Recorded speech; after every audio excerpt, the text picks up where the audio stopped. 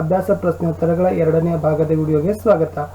ಇದಕ್ಕಿಂತ ಮೊದಲಿಗೆ ಮೊದಲ ಭಾಗದ ವಿಡಿಯೋ ಆಗಿರ್ಬೋದು, ಪಾಠದ ಒಳಗಿನ ಪ್ರಶ್ನೋತ್ತರಗಳ ವಿಡಿಯೋಗಳನ್ನು ನೋಡದೆ ಇದ್ರೆ ಈ ವಿಡಿಯೋದ ಡಿಸ್ಕ್ರಿಪ್ಷನ್ ಬಾಕ್ಸ್ನಲ್ಲಿ ಲಿಂಕನ್ನು ಹಾಕಿದ್ದೀನಿ, ಅವಶ್ಯವಾಗಿ ನೋಡಿ ಅಂತ ಹೇಳ್ತಾ ಶುರು ಮಾಡೋಣ. ಪ್ರಶ್ನೆ ಸಂಖ್ಯೆ 8ರಿಂದ 20ರವರೆಗೆ ಇರತಕ್ಕಂಥ ಪ್ರಶ್ನೋತ್ತರಗಳನ್ನು.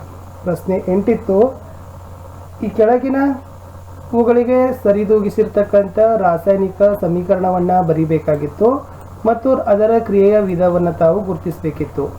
ಮೊದಲ ಪ್ರಶ್ನೆ ಇತ್ತು, potassium bromide plus barium iodide ಇದೇನಾಗುತ್ತೆ ಅಂದರೆ potassium iodide plus barium bromide ಆಗುತ್ತೆ ಅಂತ ಇದೆ.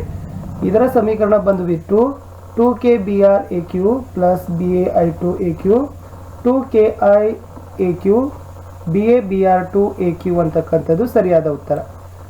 ಎರಡನೇದು ನೋಡೋದಾದರೆ ಸತುವಿನ ಕಾರ್ಬೋನೇಟ್, ಇದು ಸತುವಿನ ಆಕ್ಸೈಡ್ ಪ್ಲಸ್ ಕಾರ್ಬನ್ ಡೈಆಕ್ಸೈಡ್ ಇದೆ ಅಂತ ಹೇಳಿದ್ದಾರೆ. ಇದರ ಸಮೀಕರಣ ಬಂದ್ಬಿಟ್ಟು ZnCO3s ZnOS CO2G. ಈ ಸಮೀಕರಣ ಬಂದ್ಬಿಟ್ಟು ವಿಭಜನ ಕ್ರಿಯೆಗೆ ಉದಾಹರಣೆ ಆಗಿದೆ.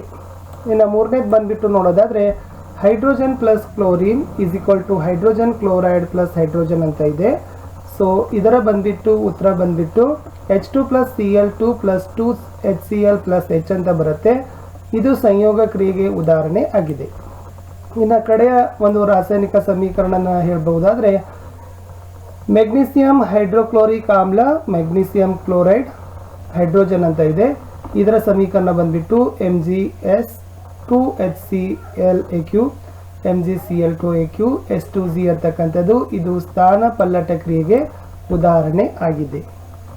ಪ್ರಶ್ನೆ 9 ಇತ್ತು, ಅಂತರುಷ್ಣಕ ಕ್ರಿಯೆಗಳು ಮತ್ತು ಬಹಿರುಷ್ಣಕ ಕ್ರಿಯೆಗಳು ಎಂದರೆ ಏನು, ಉದಾಹರಣೆ ಕೊಡಿ ಅಂತ ಇದೆ.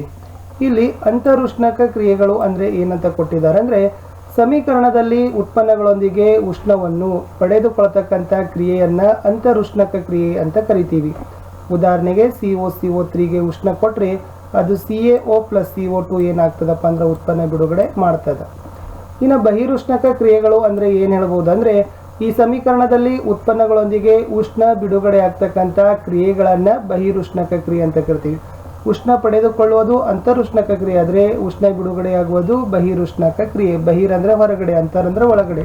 ಹೀಗೂ ತಾವೇನು ಮಾಡ್ಬೋದಪ್ಪ ಅಂದರೆ ನೆನಪಿನಲ್ಲಿ ಇಟ್ಕೊಳ್ಬೋದು. ಇದಕ್ಕೆ ಉದಾಹರಣೆ ಕೊಡೋದಾದರೆ ನೈಸರ್ಗಿಕ ಅನಿಲದ ದಹನ ಹೇಳಿದ್ದಾರೆ. ಅದನ್ನು CH4G plus 2O2S CO2S plus 2H2OG ಅಂತ ಹೇಳ್ಬೋದು. ಆಮೇಲೆ ಉಸಿರಾಟ ಒಂದು ಬಹಿರುಷ್ಣಕ ಪ್ರಕ್ರಿಯೆಗೆ ಉದಾಹರಣೆ ಅಂತ ಕೊಡ್ಬೋದು. C6H12O6AQ ಪ್ಲಸ್ 6O2G ಇದು ಏನಾಗುತ್ತೆ ಅಂದರೆ 6CO2G ಪ್ಲಸ್ 6H2OI ಪ್ಲಸ್ ಶಕ್ತಿ ಗ್ಲೂಕೋಸ್ ಇದು ಬಿಡುಗಡೆ ಆಗ್ತದೆ. ಇನ್ನು 10ನೇ ಪ್ರಶ್ನೆಗೆ ಹೋಗೋದಾದರೆ ಉಸಿರಾಟವನ್ನು ಬಹಿರುಷ್ಣಕ ಕ್ರಿಯೆ ಎಂದು ಏಕೆ ಪರಿಗಣಿಸುತ್ತಾರೆ, ವಿವರಿಸಿ ಅಂತ ಇದೆ.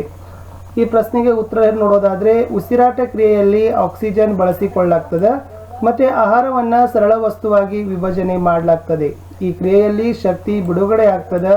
ಆದ್ದರಿಂದ ಉಸಿರಾಟ ಕ್ರಿಯೆಯನ್ನು ಏನಂತ ಕರಿತೀವಿ, ಬಹಿರುಷ್ಣಕ ಕ್ರಿಯೆ ಅಂತ ಕರಿತೀವಿ.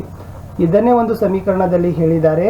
ಏನಂದರೆ C6H12O6Ag plus 6O2G 6CO2G plus 6H2OI plus ಶಕ್ತಿ ಗ್ಲೂಕೋಸ್ ಏನಾಗ್ತದಪ್ಪ ಅಂದರೆ ಬಿಡುಗಡೆ ಆಗ್ತದೆ ಅಂತ ಹೇಳ್ತೀವಿ.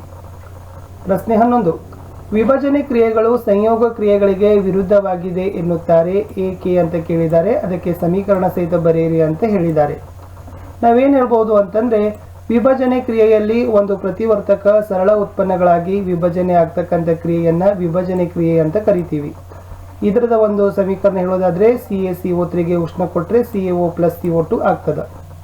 ಆಮೇಲೆ ಈ ಸಂಯೋಗ ಕ್ರಿಯೆಯಲ್ಲಿ ಸರಳ ಉತ್ಪನ್ನಗಳು ಒಂದೆಡೆ ಸೇರಿ ಪ್ರತಿವರ್ತಕಗಳನ್ನು ನೀಡ್ತವೆ. ಇದಕ್ಕೆ ಏನಂತ ಕರೀತಾರೆ, ಸಂಯೋಗ ಕ್ರಿಯೆ ಅಂತ ಕರೀತಾರೆ.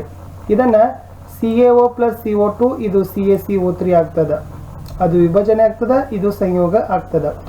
ಈ ಮೇಲಿನ ಎರಡು ಕ್ರಿಯೆಗಳು ಒಂದೇ ಆದರೂ ಅವುಗಳ ವಿರುದ್ಧ ದಿಕ್ಕಿನಲ್ಲಿ ಕ್ರಿಯೆಗೆ ಒಳಪಡ್ತವೆ.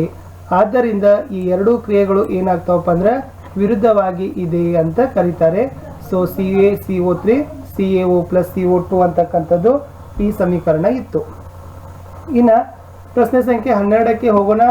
ಉಷ್ಣ ಬೆಳಕು ಮತ್ತು ವಿದ್ಯುತ್ ಶಕ್ತಿಯ ರೂಪದಲ್ಲಿ ಶಕ್ತಿಯನ್ನು ಒದಗಿಸುವ ಮೂಲಕ ನಡೆಸುವ ವಿಭಜನೆ ಕ್ರಿಯೆಗಳಿಗೆ ಒಂದೊಂದು ಉದಾಹರಣೆ ಕೊಡಿರಿ ಅಥವಾ ಸಮೀಕರಣ ಹೇಳ್ರಿ ಅಂತ ಹೇಳಿದ್ದಾರೆ. ಇಲ್ಲಿ ಉಷ್ಣಕ್ಕೆ ನಾವು ಹೇಳ್ಬೋದಾದ್ರೆ CaCO3S CaO + CO2 ಹೇಳ್ಬೋದು. ಬೆಳಕಿಗೆ ಹೇಳ್ಬೋದಾದ್ರೆ ಉದಾಹರಣೆ ಕೊಡಬಹುದಾದ್ರೆ ಸೂರ್ಯನ ಬೆಳಕು 2Ag CiS 2Ag + Ci2 ಅಂತಕ್ಕಂಥದ್ದು ಹೇಳ್ಬೋದು. ಆಮೇಲೆ ವಿದ್ಯುತ್ ಶಕ್ತಿಯ ರೂಪದಲ್ಲಿ ಹೇಳ್ಬೋದಾದ್ರೆ 2H2OS + 2H2G + O2G ಅಂತಕ್ಕಂಥದ್ದನ್ನು ಸಹಿತ ನಾವೇನು ಮಾಡ್ಬೋದು, ಉತ್ತರವನ್ನು ಈ ಒಂದೊಂದು ಸಮೀಕರಣವನ್ನು ಹೇಳ್ಬೋದು ಉಷ್ಣ, ಬೆಳಕು ಮತ್ತು ವಿದ್ಯುತ್ ಶಕ್ತಿಗೆ. ಪ್ರಶ್ನೆ 13. ಸ್ಥಾನಪಲ್ಲಟ ಕ್ರಿಯೆ ಮತ್ತು ದ್ವಿಸ್ಥಾನ ಪಲ್ಲಟ ಕ್ರಿಯೆಗಳ ನಡುವಿನ ವ್ಯತ್ಯಾಸವೇನು? ಈ ಕ್ರಿಯೆಗಳಿಗೆ ಸಮೀಕರಣವನ್ನು ಬರೆಯಿರಿ ಅಂತ ಹೇಳಿದ್ದಾರೆ. ಇಲ್ಲಿ ದ್ವಿಸ್ಥಾನ ಪಲ್ಲಟ ಕ್ರಿಯೆಯಲ್ಲಿ ಹೇಳ್ಬೋದಂತಂದ್ರೆ ಇದು ಎರಡು ವಿಭಿನ್ನ ಅಣುಗಳ ಅಥವಾ ಅಣುಗಳ ಗುಂಪುಗಳ ವಿನಿಮಯಗೊಳ್ಳುತ್ತದೆ. ಉದಾಹರಣೆಗೆ Na2SO4Aq BaCl2Aq BaSO4S + 2NaClAq ಅಂತ. ಈ ಸ್ಥಾನಪಲ್ಲಟ ಕ್ರಿಯೆಯಲ್ಲಿ ಒಂದು ಅಣು ಏನಾಗ್ತದಪ್ಪ ಅಂದ್ರೆ ವಿನಿಮಯಗೊಳ್ಳುತ್ತದೆ. ಅದನ್ನೇ ಹೇಳ್ಬೋದು CuSO4Aq ZnS ZnSO4Aq + CuS ಅಂತ. ಪ್ರಶ್ನೆ 14 ನೋಡೋದಾದ್ರೆ ಬೆಳ್ಳಿಯ ಶುದ್ಧೀಕರಣದಲ್ಲಿ ಬೆಳ್ಳಿಯ ನೈಟ್ರೇಟ್ ದ್ರಾವಣದಿಂದ ಬೆಳ್ಳಿಯನ್ನು ಪಡೆಯುವಾಗ ತಾಮ್ರದಿಂದ ಸ್ಥಾನಪಲ್ಲಟಗೊಳ್ಳುವುದನ್ನು ಒಳಗೊಂಡಿದೆ. ಇಲ್ಲಿ ನಡೆಯುವ ಕ್ರಿಯೆಯನ್ನು ಸಮೀಕರಣದಲ್ಲಿ ಬರೆಯಿರಿ ಅಂತ ಕೇಳಿದ್ದಾರೆ. ಇಲ್ಲಿ ಇದನ್ನು ನಾವು ಸಮೀಕರಣದಲ್ಲಿ ತೋರಿಸಬಹುದು. 2AgNO3Aq + CuO CuNO3 2Aq 2Ags ಅಂತಕ್ಕಂಥದ್ದು ಸರಿಯಾದ ಉತ್ತರ ಆಗ್ತದೆ. ಇನ್ನು 15ನೇ ಪ್ರಶ್ನೆ ನೋಡೋದಾದ್ರೆ ಪ್ರಕ್ಷೇಪಣ ಕ್ರಿಯೆ ಅಂದ್ರೆ ಏನು, ಉದಾಹರಣೆ ಕೊಡಿ ಅಂತ ಕೇಳಿದ್ದಾರೆ. ನಾವು ಪ್ರಕ್ಷೇಪವನ್ನು ಉತ್ಪತ್ತಿ ಮಾಡ್ತಕ್ಕಂಥ ಯಾವುದಾದ್ರೂ ಒಂದು ಕ್ರಿಯೆಗೆ ಪ್ರಕ್ಷೇಪಣೆ ಅಂತ ಕರಿತೀವಿ. ಉದಾಹರಣೆಗೆ Na2SO4Aq BaCl2 BaSO4I 2NaClAq ಅಂತ ಉತ್ತರವನ್ನು ಹೇಳ್ಬೋದು. ಪ್ರಶ್ನೆ 17. 16ಕ್ಕೆ ಹೋಗೋದಾದ್ರೆ ಎಸ್, ಆಕ್ಸಿಜನ್ ಪಡೆದುಕೊಳ್ಳುವುದು ಮತ್ತು ಕಳೆದುಕೊಳ್ಳುವುದಕ್ಕೆ ಸಂಬಂಧಿಸಿದಂತೆ ಕೆಳಗಿನ ಪ್ರತಿಯೊಂದಕ್ಕೆ ಎರಡೆರಡು ಉದಾಹರಣೆಯೊಂದಿಗೆ ವಿವರಿಸಿರಿ ಅಂತ ಹೇಳಿದ್ದಾರೆ. ಉತ್ಕರ್ಷಣ ಕೊಟ್ಟಿದ್ದಾರೆ. ಸೊ ನಾವು ಉತ್ಕರ್ಷಣಕ್ಕೆ ಏನು ಉತ್ತರ ಕೊಡಬಹುದು ಅಂತಂದ್ರೆ ಈ ಕ್ರಿಯೆಯಲ್ಲಿ ಮುಖ್ಯವಾಗಿ ವಸ್ತು ಆಕ್ಸಿಜನ್ ಪಡೆದುಕೊಂಡರೆ ಅದು ಉತ್ಕರ್ಷಣ ಅಂತ ಕರಿತೀವಿ. ಆಕ್ಸಿಜನ್ ಪಡೆದು ಉದಾಹರಣೆಗೆ 2Cu + O2 2CuO 2MgSO2 2MgO. ಇನ್ನು ಅಪಕರ್ಷಣ ಅಂತ ಹೇಳ್ಬೋದಾದ್ರೆ ಈ ಕ್ರಿಯೆಯಲ್ಲಿ ವಸ್ತು ಆಕ್ಸಿಜನ್ ಏನ್ ಮಾಡ್ತದಪ್ಪ ಅಂದ್ರೆ ಕಳೆದುಕೊಳ್ತದ. ಸೊ ಮೊದಲ ಉದಾಹರಣೆ ಹೇಳ್ಬೋದಾದ್ರೆ ZnO + C Zn + CO CO + H2 Cu + H2O ಅಂತಕ್ಕಂಥದ್ದು ಅಪಕರ್ಷಣೆಗೆ ಉದಾಹರಣೆ ಆಗಿದೆ. ಪ್ರಶ್ನೆ 16. ಹೊಳಪುಳ್ಳ ಕಂದು ಬಣ್ಣದ ಧಾತುವನ್ನು ಗಾಳಿಯಲ್ಲಿ ಕಾಸಿದಾಗ ಕಪ್ಪು ಬಣ್ಣಕ್ಕೆ ತಿರುಗುತ್ತದೆ. ಧಾತು ಮತ್ತು ಉಂಟಾದ ಕಪ್ಪು ಬಣ್ಣದ ಸಂಯುಕ್ತವನ್ನು ವಿವರಿಸಿರಿ ಅಂತ ಕೇಳಿದ್ದಾರೆ. ಸೊ ಹೊಳಪುಳ್ಳ ಕಪ್ಪು ಬಣ್ಣದ ಧಾತು ತಾಮ್ರವನ್ನ ಗಾಳಿಯಲ್ಲಿ ಕಾಯಿಸಿದಾಗ ಅದು ಕಪ್ಪು ಬಣ್ಣಕ್ಕೆ ತಿರುಗುತ್ತದೆ, ಏಕೆಂದರೆ ತಾಮ್ರದ ಆಕ್ಸೈಡ್ ಪಡೆದುಕೊಳ್ಳುತ್ತದೆ. ಅದನ್ನು ನಾವು ಹೇಳ್ಬೋದು ಸಮೀಕರಣದಲ್ಲಿ 2Cu + O2 ಇದು ಶಾಖ ಆಗತ್ತೆ, ಅನಂತರ ಅದು ಬಿಡುಗಡೆ ಆಗೋದು 2CuO ಅಂತಕ್ಕಂಥದ್ದು. 18ನೇ ಪ್ರಶ್ನೆ ನೋಡೋದಾದ್ರೆ ಕಬ್ಬಿಣದ ವಸ್ತುಗಳಿಗೆ ಬಣ್ಣ ಏಕೆ ಬೆಳೀತಾರೆ ಅಂತ ಕೇಳಿದ್ದಾರೆ. ಸೊ ಸರಿಯಾದ ಉತ್ತರ ಇತ್ತು ತುಕ್ಕು ಹಿಡಿಯುವುದನ್ನ ನಿಯಂತ್ರಣವನ್ನ ಮಾಡೋ ಸಲುವಾಗಿ ಏನ್ ಮಾಡ್ತಾರಪ್ಪ ಅಂದ್ರೆ ಕಬ್ಬಿಣದ ವಸ್ತುಗಳಿಗೆ ಬಣ್ಣವನ್ನ ಬೆಳೀತಾರೆ. ಪ್ರಶ್ನೆ 19. ಎಣ್ಣೆ ಮತ್ತು ಕೊಬ್ಬು ಹೊಂದಿದ ಆಹಾರ ಪದಾರ್ಥಗಳ ಮೂಲಕ ನೈಟ್ರೋಜನ್ ಹಾಯಿಸ್ತಾರೆ ಏಕೆ ಅಂತ ಕೇಳಿದ್ದಾರೆ. ಸೊ ಉತ್ತರ ಬಂದ್ಬಿಟ್ಟು ಕೊಬ್ಬು ಮತ್ತು ಎಣ್ಣೆಯನ್ನು ಹೊಂದಿರತಕ್ಕಂಥ ಆಹಾರ ಪದಾರ್ಥಗಳಿಗೆ ನೈಟ್ರೋಜನ್ ಅನಿಲ ಹಾಯಿಸ್ತಾರೆ. ಅವು ಗಾಳಿಯಲ್ಲಿರುವ ಆಕ್ಸಿಜನ್ ಜೊತೆ ಉತ್ಕರ್ಷಣವನ್ನು ಹೊಂದಿ ಆಹಾರ ಪದಾರ್ಥವನ್ನು ಕೆಡದಂತೆ ರಕ್ಷಣೆಯನ್ನ ಮಾಡ್ತವೆ. 20ನೇ ಪ್ರಶ್ನೆ. ಒಂದೊಂದು ಉದಾಹರಣೆಗಳೊಂದಿಗೆ ಕೆಳಗಿನ ಪದಗಳನ್ನು ವಿವರಿಸಿರಿದೆ. ಕೊರೆಯುವಿಕೆ. ಲೋಹ ತನ್ನ ಸುತ್ತಲಿನ ವಸ್ತುಗಳಾದ ತೇವಾಂಶ, ಆಮ್ಲಗಳು ಇತ್ಯಾದಿಗಳಿಂದ ಆಕ್ರಮಿಸಲ್ಪಟ್ಟಾಗ ಅದು ಕೊರೆತಕ್ಕೊಳಗಾಗಿದೆ ಅಂತ ಏನ್ ಮಾಡ್ತೀವಿ ಹೇಳ್ತೀವಿ. ಉದಾಹರಣೆ ಕಬ್ಬಿಣದ ವಸ್ತುಗಳು ಗಾಳಿಯಲ್ಲಿರ್ತಕ್ಕಂಥ ಆಕ್ಸಿಜನ್ ಜೊತೆಗೆ ಸಂಯೋಗವನ್ನು ಹೊಂದಿ ಕಬ್ಬಿಣದ ಆಕ್ಸೈಡ್ ಎಂದರೆ ತುಕ್ಕು ಹಿಡಿತದೆ.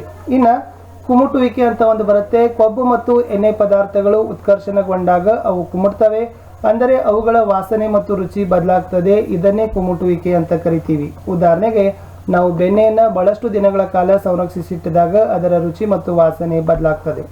ಸೊ ವಿದ್ಯಾರ್ಥಿಗಳೇ, ಇಲ್ಲಿಯವರೆಗೆ ನಾವೇನು ಮಾಡೀವಿ ಅಂತಂದರೆ ರಾಸಾಯನಿಕ ಕ್ರಿಯೆ ಮತ್ತು ಸಮೀಕರಣಗಳು ಪಾಠದಲ್ಲಿ 8ರಿಂದ 20ರವರೆಗೆ ಪ್ರಶ್ನೆ ಉತ್ತರಗಳನ್ನು ನೋಡ್ಕೊಂಡು ಬಂದಿವಿ. ವಿಡಿಯೋ ಇಷ್ಟ ಆದರೆ ಒಂದು ಲೈಕ್ ಮಾಡಿ, ನಿಮ್ಮ ಫ್ರೆಂಡ್ಸ್ ಸರ್ಕಲ್ಗೆ ಶೇರ್ ಮಾಡಲು ಮರೆಯದಿರಿ. ಮತ್ತೆ ಸಿಗ್ತೀನಿ ಹೊಸ ಪಾಠದ ವಿಡಿಯೋದಲ್ಲಿ. Thank you.